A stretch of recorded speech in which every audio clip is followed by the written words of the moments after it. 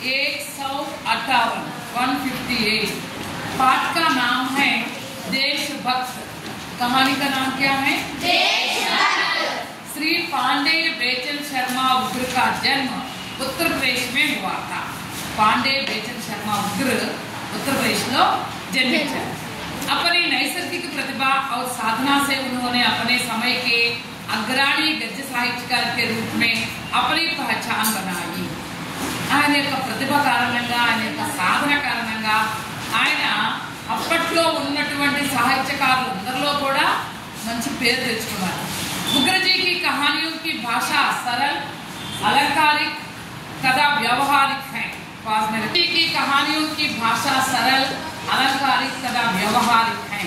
उग्रजी भाषा अंతా కూడా చాలా సరళమైన భాష, అలంకారాలతో కూడి ఉంటుంది, చక్క వ్యవహారిక భాష, మనం రోజువారీ మాట్లాడుకునే భాష లాంటిది।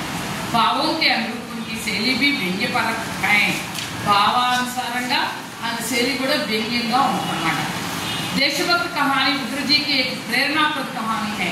ఇది మన యొక్క మంచి మోటివేషనల్ స్టోరీ అన్నమాట। మనకి మనల్ని प्रेरणा చేస్తే। इसमें लेखक ने देश के लिए सर्वस्व लुटा देने वाले नवयुवक को विधाता की सर्वश्रेष्ठ कृति माना है। దేశం కోసం ప్రాణాలు అర్పించే వాళ్ళని ఇందులో రచయిత ఏం చెప్పాడు అంటే, వాళ్ళు అందరికంటే దేవుడి కంటే కూడా గొప్పవాళ్ళుగా భావించాడు। कहानी देवलोक के परिसर में ब्रह्मा और ब्रह्माणी के संवाद से प्रारंभ होती है। ఈ కథ అంతా కూడా దేవలోకంలో జరుగుతూ ఉంటుంది। బ్రహ్మ బ్రహ్మాణి వీళ్ళిద్దరి మధ్య సంభాషణ। ब्रह्माणी कहती है, स्वामी आज आप कोई ऐसी सुंदर सृष्टि कीजिए जो अलौकिक और अद्भुत हो। స్వామి మీరు ఈరోజు మంచి అద్భుతమైన సృష్టి ఒకదాన్ని సృష్టించండి అని చెప్పి అడిగింది। विधाता ब्रह्माणी से सामग्रियों के इंतजाम करने की तथा अपनी कृपा कटाक्ष रखने के लिए कहते हैं। विधाता అంటే బ్రహ్మ బ్రహ్మ ఏం చెప్తాడు, బ్రహ్మాణితో ఆ సామాన్లని పోగు చేసించు, నేను సృష్టి చేస్తాను అంటారు। विधाता ने पृथ्वी, जल, अग्नि, आकाश और पवन जैसे 5 तत्वों के सम्मिश्रण से मानव का एक पुतला बनाया। विधाता ఏం చేశాడు, భూమి, నీళ్లు, అగ్ని, ఆకాశం, గాలి వీటన్నిటితో కలిపి ఒక మానవుడు బొమ్మ చేశాడు। सर्वप्रथम उस पुतले को तेजी, दया, प्रेम, सौंदर्य, बल, बुद्धि, संतोष, धैर्य, गंभीरता आदि देव दुर्लभ समस्त गुणों से सजा दिया। सर्वप्रथंగా ఆ బొమ్మలో అన్ని రకాల గుణాలు పెట్టేశాడు। तत्पश्चात विधाता ने उसके भाग्य में दुख, दरिद्रता, चिंता जैसे घोर पीड़ादायक शब्द लिखे और आयु भी केवल 20 साल की लिख दी। తర్వాత ఏం చేశాడు, ఆయన వయసు 20 సంవత్సరాల కింద లెక్క కట్టాడు। తర్వాత ఆయనలో పేదరికం, బాధ, దరిద్రం అన్ని, దుఃఖం అన్ని నింపేశాడు। इससे विधात्री ने व्यंग्य करते हुए यह कहा कि आप इस सृष्टि में अभिषिक्त जीवन जीने की रेखाएं क्यों खींच रहे हैं। అప్పుడు వెంటనే బ్రాహ్మణి అంది, ఏంటి సృష్టిలో మీరు ఏంటి ఎలా సృష్టిస్తున్నారు, వాళ్ళ జీవితంలో అంత దుఃఖాలు, బాధలు, దరిద్రం అవసరమా అని అడిగింది। विधाता कहते हैं, अब तो अद्भुत रचना हो गई है, इसका मृत्युलोक में देशभक्त नाम होगा। అద్భుతమైన రచన చేశాను, ఈయన్ని మృత్యులోకంలో ఈయన దేశభక్తుడిగా గుర్తిస్తారు అని చెప్పి అన్నారు। अब वह देशभक्त एक देशद्रोही के पीछे दौड़कर उसे पकड़ लेता है और उसे माता की जय बोलने के लिए कहता है। ఇప్పుడు ఆ దేశభక్తుడు ఒక దేశద్రోహి వెనకాల పరిగెత్తి దేశద్రోహిని పట్టుకుని ఆయన మాతాకి జై అని అంటాడు। मगर देशद्रोही अपने सम्राट का गुणगान करता है, కానీ దేశద్రోహి మాత్రం చక్రవర్తి గుణాలనే కీర్తిస్తూ ఉంటాడు। तेजस्वी युवक उसे पिस्तौल से तेर कर देता है। చురుకైన యువకుడు ఏం చేస్తాడంటే పిస్తోల్తో కాల్ చేస్తాడు। దేశద్రోహిयों का सरदार देशभक्त के हाथों मारा जाता है। దేశద్రోహుల యొక్క నాయకుడైన ఆ సర్దారు ఈ దేశభక్తుడైన యువకుడి చేతిలో చచ్చిపోతాడు। देशभक्त गिरफ्तार हो जाता है, देशभक्తుడు అరెస్ట్ అవుతాడు।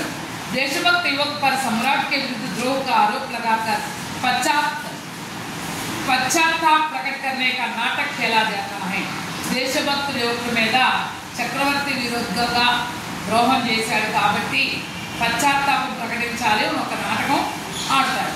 న్యాయాధీశ్ आज्ञा देते हैं कि या तो देशभक्त अपने कर्मों के लिए पश्चाताप प्रकट करे या उसे तोप से उड़ा दिया जाएगा।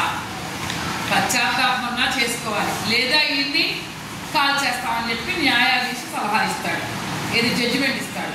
मगर देशभक्त ने विदेशी सम्राट के सामने पश्चाताप प्रकट करने के बजाय मृत्यु को वरण करना उचित समझा।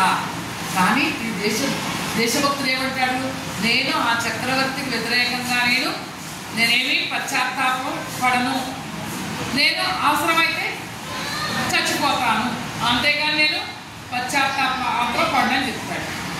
ऐसा देशभक्त युवक जब कारागार में पहुंचा तो कारागार भी अपने आप को धन्य समझने लगा था। అలాంటి దేశభక్తుడు జైలుకి వెళ్ళగానే జైలు కూడా అబ్బా ఏమినా జీవితం ధన్యమైపోయింది అనుకుంటుంది।